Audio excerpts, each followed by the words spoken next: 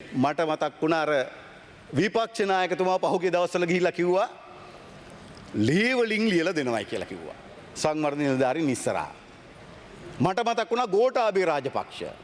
මගේ වචනේ තමයි චක්‍රලේඛ කියලා කිව්වේ. ඒකට වඩා දෙයක් මේකෙත් නැහැ. මේ රටේ ජනාධිපතික ඉල්ලපු ඊළඟට ජනාධිපතිකම් ඉල්ලන මහත්තයා. රටක නීතිය කියලා කියන්නේ රටේ ආණ්ඩුක්‍රම ව්‍යවස්ථාව පමණක් නෙවෙයි. ආණ්ඩුක්‍රම ව්‍යවස්ථාව වගේම රටේ තිබෙන ඒ සේවාවන් වලට අදාළ ව්‍යවස්ථාවන් ගුරු සේවයට තියෙන ගුරු සේවා ව්‍යවස්ථාව අනිකුත් හැම සේවාවකටම තියෙන සේවා ව්‍යවස්ථාවන් මොකද්ද සජිත් ප්‍රේමදාස කිව්වේ ව්‍යවස්ථා මට වැඩක් නැහැ මම නීති කඩනවා කියලා කිව්වේ ලේවලින් ලියලා දෙනවා කියලා කිව්වේ ඒක නීති කඩලා ලේවලින් ලියලා දීලා උසනම් උසස් පෙළ මිටිනම් ප්‍රාථමික පන්ති කියලා එහෙමද මන් දන්නේ කිව්වේ. ඒකද දන්නේ ලේවලින් ලියලා දෙන්න හැදුවේ. උසනම් උසස් පෙළට මිටිනම් ප්‍රාථමික පන්ති වලට. ඒකද? දැන් මට කියන්න මෙතන රැස්වීම් කරපු පෝලිං බූත් කවුන්ටිං කාර්යාල ඒක කියන්න නම් ඉන්න. ඒවා පුළුවන් මේ උස ප්‍රශ්නයක් එයි. උස ප්‍රශ්නයක් ආවොත් නේද?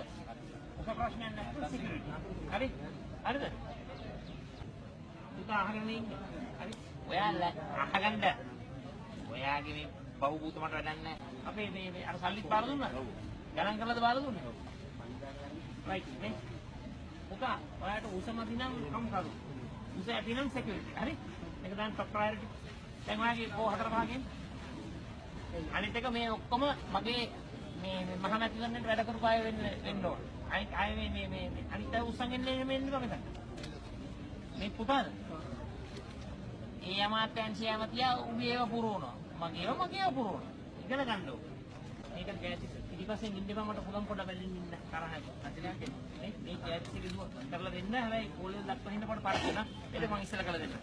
ඒකත් එල් නැත්තම් එස් ලේබර් නැත්තම් සිගරට් රයිට්. දැන් ඒගොල්ලන්ට යන්නේ කියලා ඔයා ඉන්න. හරි මං ඉන්නේ. කො ගුණරත්න? ඔන්න බෙල්ලේ කරවට දාගෙන ඉන්න. ඒක පුද්ගලික ප්‍රශ්න. ඔයා මොනවද මෙතනට ඇවිල්ලා? ඇයි ඔයා මෙතන? පත්වීම. ඔයාගේ පත්වීම නෙවෙයි. ඔයා දිහාම බලන්නද දවල්ට? බලමු. ඔයාගේ කට වගේ වැඩ තියෙනවද කියලා? ඒ මොකද මේ? ඉවසේ? මෙතනට දාන්න. රැස්වීම. ඒ ලෙවල් සමත්. මෙන්න. දාන්න USD. අමිතුමා ওই නාම මේක පබ්ලිෂ් කරන්න එපා. මොකද දැම්මොත් මුළු ලංකාවම මේක මෙතනට දාන්න එපා.